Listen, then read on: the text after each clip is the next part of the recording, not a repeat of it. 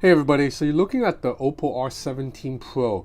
This phone looks and feels very similar to the OnePlus 6T for obvious reasons, but Oppo has given the R17 Pro enough of its own characteristics and features so that the phone can stand on its own. I used it all day today and I'm really liking it. But first, let's rewind and check out the unboxing. So this packaging, it's very similar to the Oppo Find X. That's good. I think the Find X had a really nice packaging. You know, it's a little bit different from these traditional Chinese phones that come in like a white box. So right here you see you have, that's that SuperVooc charging brick. I did a story on this a couple of weeks ago for Forbes. If you're interested, check it out. It's the world's fastest charging tech. It can top up the Oppo R17 Pro from 0 to 100 in 35 minutes. That's according to the marketing claim. I'm gonna put it to the test later. So yeah, the charging brick, it's a little bit thick though, but that's because it has to pump out a lot of current into the phone. So right here you have earbuds. These are, USB-C earbuds because obviously the phone does not have a headphone jack. So over here you have a soft jelly case, and right here SIM ejector tool. So this pin, it resembles the O in the Oppo logo. It's quite a nice design touch. It's like little things, you know. Okay, and then here you have a quick start guide and some warranty information, and that appears to be it.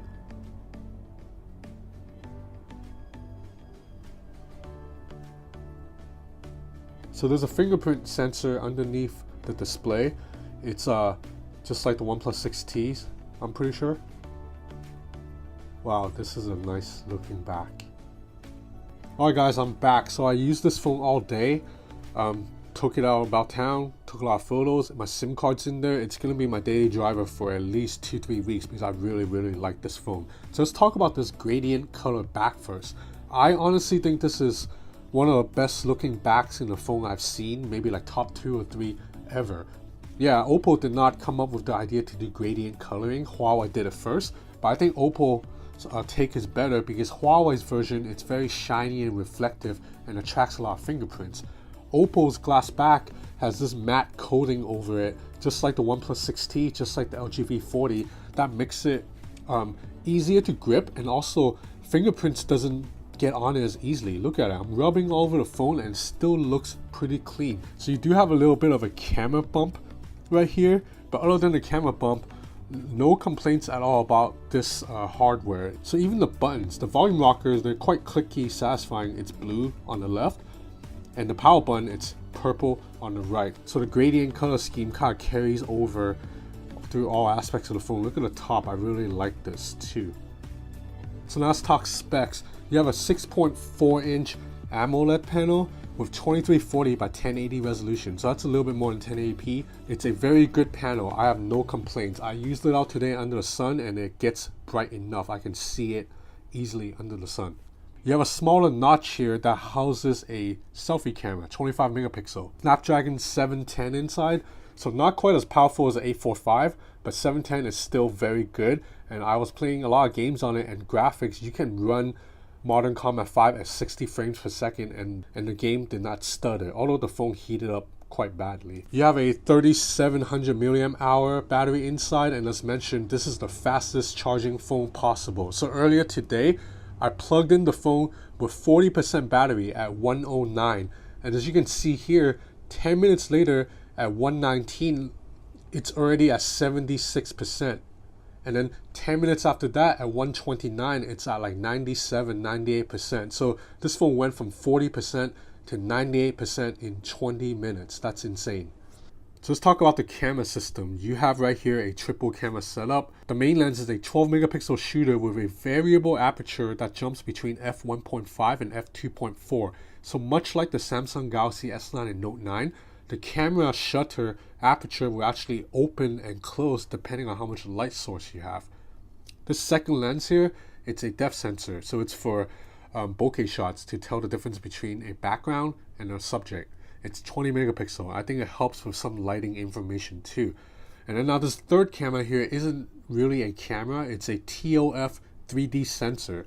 So what it's used for is to scan an object in 3D or for augmented reality. So right now there's not much use to it. It's a little bit gimmicky, but this is future proofing. Maybe in the future, sometime 2019, hopefully, Oppo will develop apps and software that will take advantage of this lens, and you'll be able to use it to run augmented reality apps or do stuff like virtual close fitting or map out a room using this camera. But right now I just can't find much use for it. Fortunately for Oppo and for consumers, this main camera is awesome.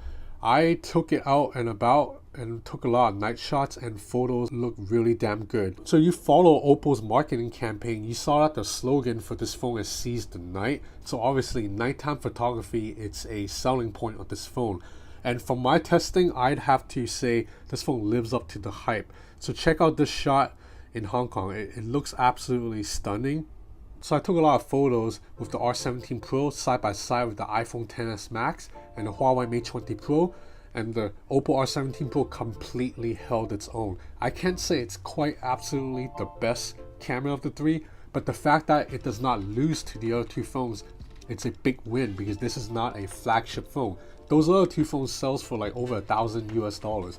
This phone, I believe, is priced at 600 euros. So while it's not cheap, it's not that expensive either. This is a mid-high tier phone. And considering the price range, I want to say this camera's nighttime capabilities, it's almost stunning. So what helps is that the R17 Pro has this feature called night mode, which is very similar to the nightscape mode on the OnePlus 6T. So it's just like Huawei's night mode here. Basically, it takes a long exposure shot. So during this timer right here, the phone will probably take 3 to 5 images, and then the AI algorithm will stitch them together to produce a shot that's more well lit all around and just has a little bit more pop to it. Like, it brings out the cloud in this photos. Now conversely, if I take this exact same image using the normal camera without night mode on, you'll see that the image, it's closer to real life, it's a little bit more natural, but it's also a little bit darker. It doesn't pop quite like the night mode right here. So we'll go back to the normal, we'll check out the night. Looks a little bit better on Instagram if it's night mode. So now on top of that, night mode will usually help with exposure. So in these two images right here, you see that the normal shot kind of overexposed the light, it blew it out, but on night mode it's a lot more balanced and you can see the light. But night mode also over processed the image, so it does look a little bit fake, like a typical Huawei photo. So during the day, the camera is also strong, it focuses very fast, the shutter speed is also very fast, color accuracy is good. The phone can detect scenes, so it can tell if you're shooting in a backlight situation or shooting at night. It can recognize like plants and cats, so that means it will use AI algorithms to boost the images a little bit, and I quite like it. It's not as heavy-handed as what Huawei does. Like, again, all the images turn out very nice.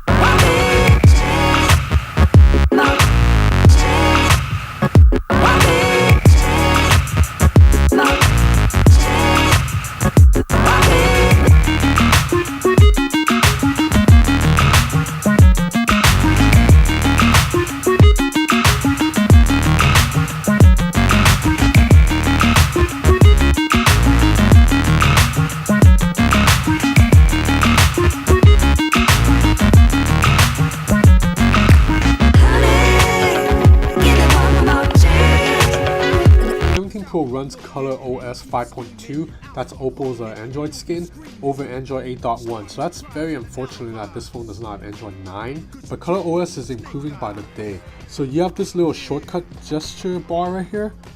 I thought this was exclusive to Realme phones, but apparently not. It's going to be in all Oppo phones now, and I quite like it. I like that you're able to just swipe and immediately get shortcut to apps. You can add whatever app you want in here, and you can do like screenshot, screen recording. It just makes the phone a little bit easy to use in one hand, and I think the aesthetic of the phone looks good. You have these little different animations when you swipe between pages on your phone.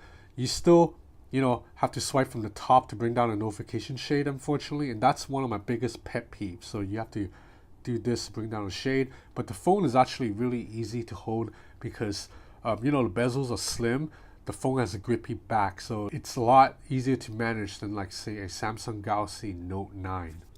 And I almost forgot to talk about the in-display fingerprint reader. So this is, I'm pretty sure, is the exact same tech as the OnePlus 6T sensor. And if you remember my video of that, I said that was one of the best in-display fingerprint reader I've tried, because I basically, when I use in-display fingerprint reader on some other phones like the Vivo Nex or even the Huawei Mate 20 Pro, sometimes I'll get a mistake. Sometimes it won't scan my finger correctly. On the OnePlus 6T and on the Oppo R17 Pro, I have not had a mistake yet. So overall, my impression of this phone is very strong. Now I know that Oppo prices phone at a weird price range because it's 600 euros. So that's basically a little bit more expensive than a OnePlus 6T, even though OnePlus 6T gives you a newer chipset, Snapdragon 845. So you know, that kind of doesn't make sense because the OnePlus 6T is probably a better phone, but it's cheaper. And Oppo and OnePlus are basically they share the same parent company. But you know, that's looking at it from our point of view where we have access to all the brands. If you look at it from a marketer's point of view, so OnePlus is an online brand. I know that if you're into smartphones, you know about OnePlus, but if you're just like an average person on the street, if you're like a 45-year-old auntie living in India or China, you probably don't know about OnePlus. So you're gonna walk into a store and you're gonna ask what's a good phone, and then the store clerk will recommend this phone because it's like $400 or $500 cheaper than a Samsung phone, $400 or $500 cheaper than an iPhone, and they're gonna buy this phone and they're gonna love the phone. There's very, very little flaws with this phone. So if you look at it that way, then that's why Oppo charges this price, because Oppo also sells phones inside a physical store, whereas OnePlus sells online. So when you sell online, you can sell things cheaper. So you can't quite compare pricing between an online brand and an actual physical brand with physical presence. Yeah, so there are a couple of nitpicks: no wireless charging, no waterproofing, and I wish there was better stabilization when I shoot 4K video, but these are minor nitpicks, especially for a phone at this price range. So that's it for now. I'm gonna have at least 2 more videos coming next week because I am going to China for 2 launch events. I'm not gonna mention the brands right now because I don't want to disrespect Oppo, but I have 2 new phones coming very soon and they are exciting flagship phones. So thanks for watching.